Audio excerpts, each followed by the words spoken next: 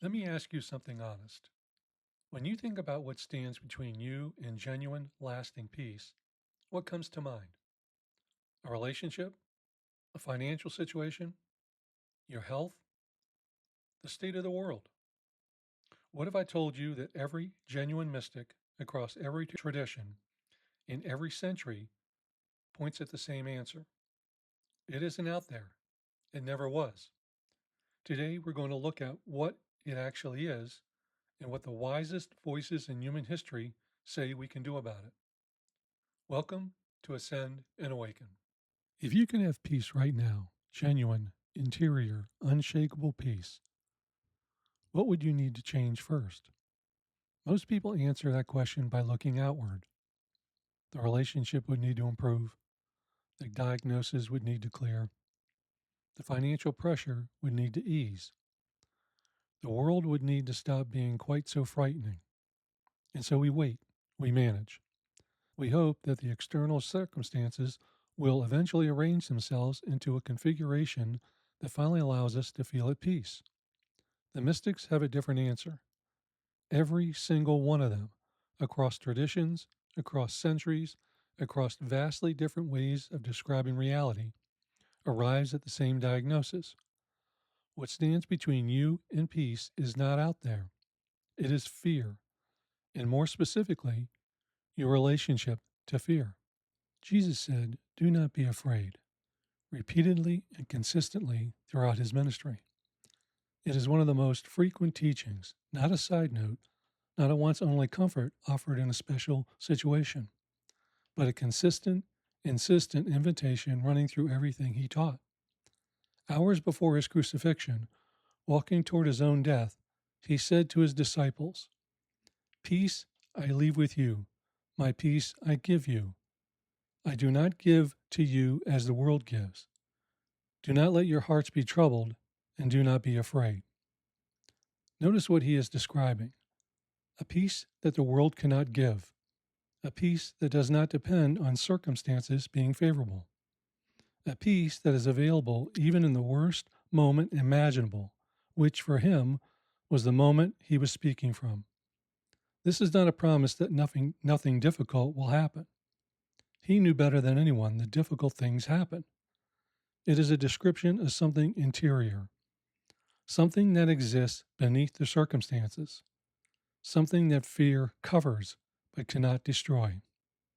To work with fear rather than fight it, we first need to understand what it actually is, because most of us experience fear as a response to something out there, a threatening situation, an uncertain future, a person or circumstance that feels dangerous.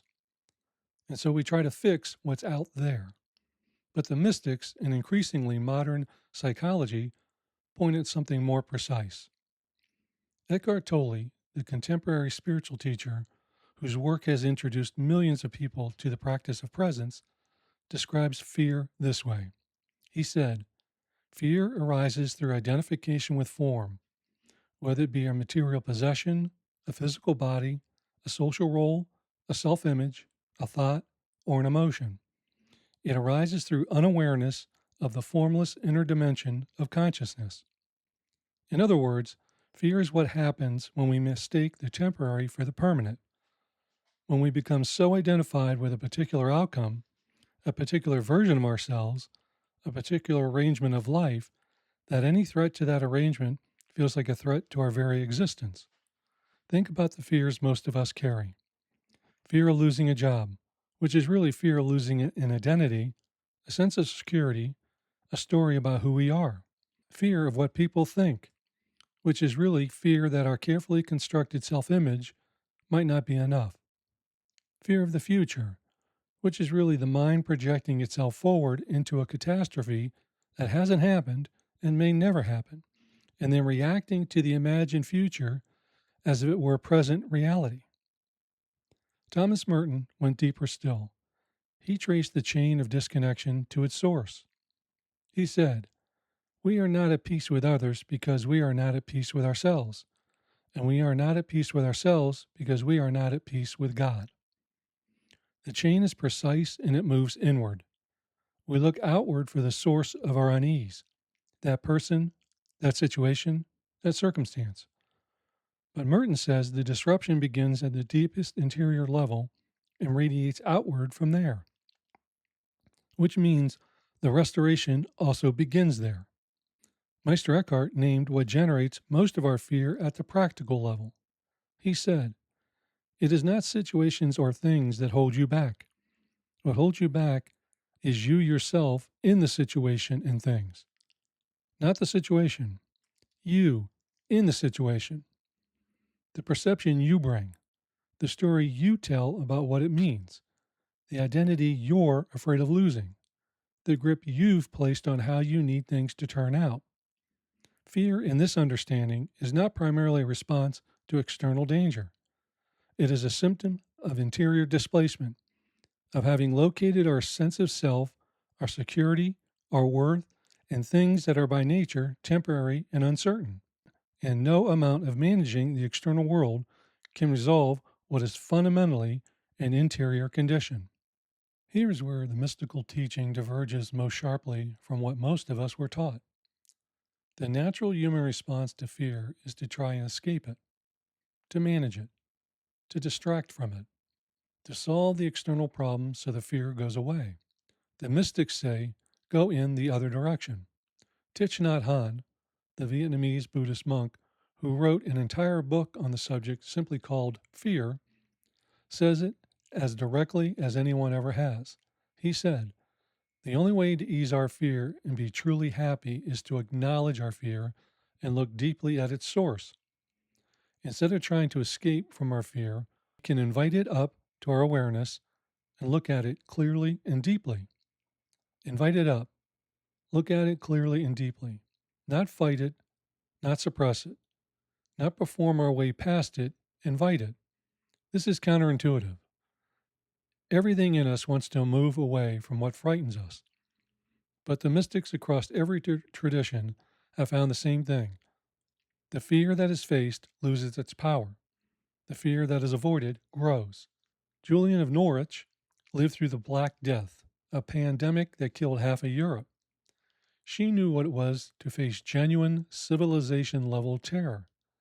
And what she received in the midst of her own mortal illness was not a promise that the fear would be removed.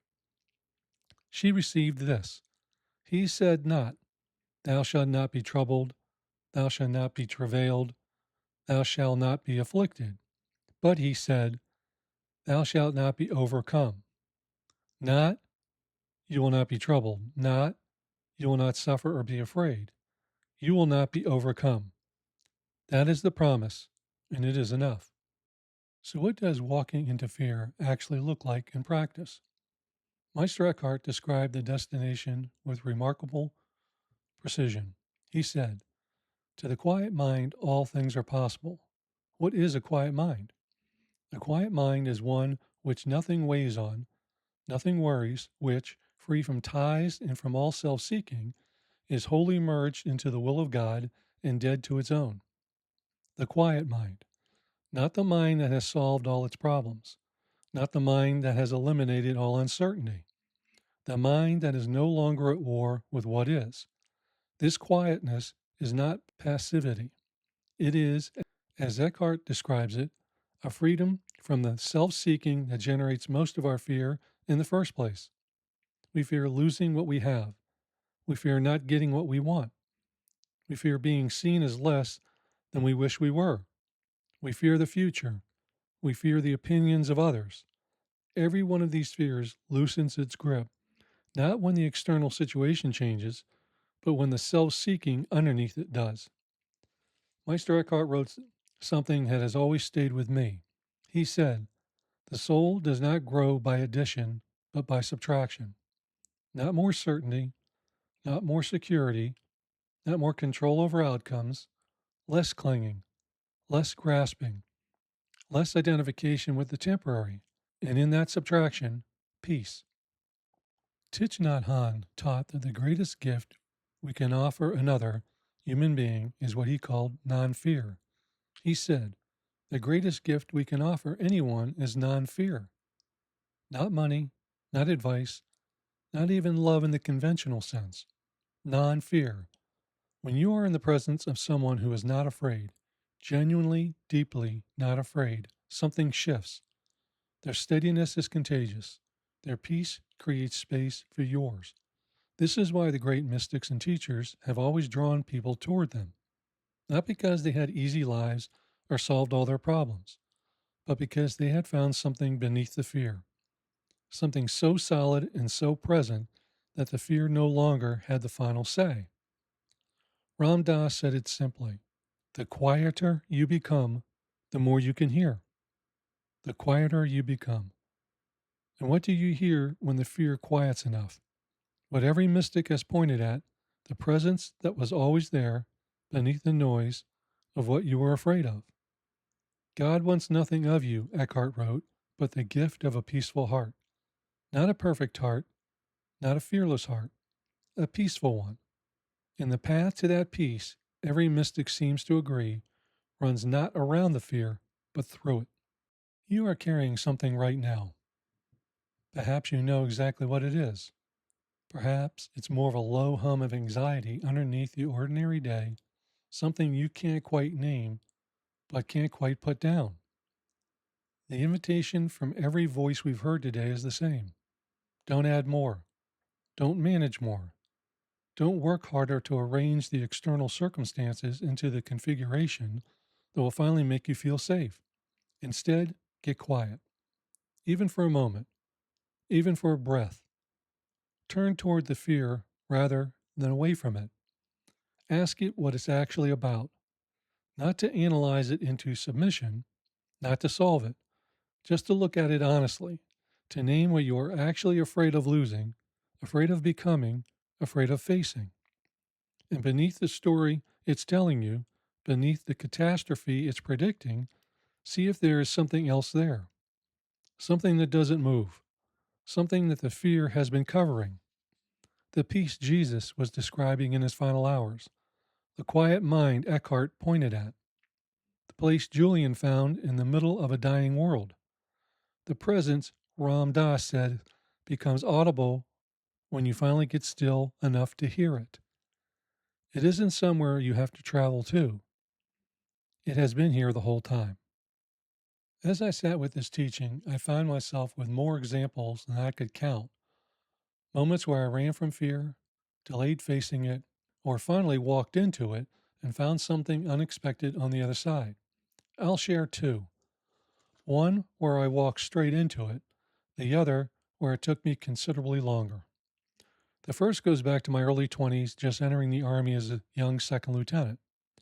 A group of us, as young men in our 20s will do, came up with what seemed like a reasonable idea at the time: skydiving lessons. I have always been deeply afraid of heights. Looking over the edge of a tall building can bring me close to vertigo, so this was not a small thing. The weekend came, we took the 4-hour class, suited up, climbed into a small prop plane that barely held the four of us, the pilot and the jump master. We climbed to 3,500 feet. When the jump master pushed open the door, one by one, each of us shuffled to the edge, climbed out, and hung onto the strut under the wing until he said go. When my turn came, I was genuinely deeply afraid. I climbed out slowly, hung on, made the mistake of looking down, which only guaranteed my hands tighten on the strut. I looked at the jump master, and then I let go. What happened next is something I have never forgotten. Within about 30 seconds, I went from truly frightened to absolutely calm. When my chute opened and I was floating in the silence of the sky, it was one of the most peaceful experiences of my life. The fear was the door. On the other side was something I never could have imagined from where I was standing. The second example is this channel. I knew in my heart for more than 2 years before I started Ascend and Awaken that it was something I was called to do. And for 2 years, I didn't do it because I didn't believe that anything I had to say was worth hearing. When I finally started in March of 2025, I used an AI-generated voice for over a year because I didn't believe my own voice would carry what I was trying to share. In May of 2026, I finally put my voice out there. And I still feel nervous sometimes, but the fear has loosened its grip. And now I look forward to sharing these videos, imperfectly, honestly, as best I can. Two very different fears, the same movement through them, and on the other side of both, something I couldn't have found any other way. Today's invitation is this.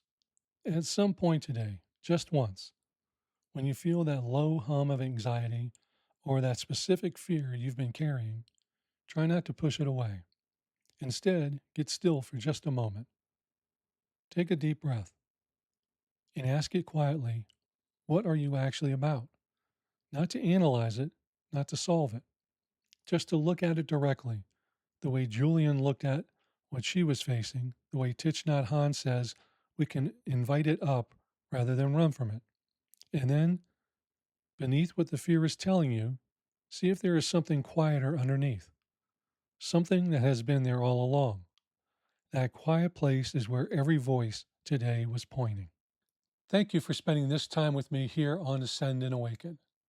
I'd love to hear from you. What one fear stands between you and peace? Share in the comments. I genuinely love to know, and I read every one. If Ascend and Awaken supports your journey, consider subscribing for more reflections on timeless wisdom, spiritual awakening, and inner peace. Until next time, peace, love, and light to you on your spiritual journey.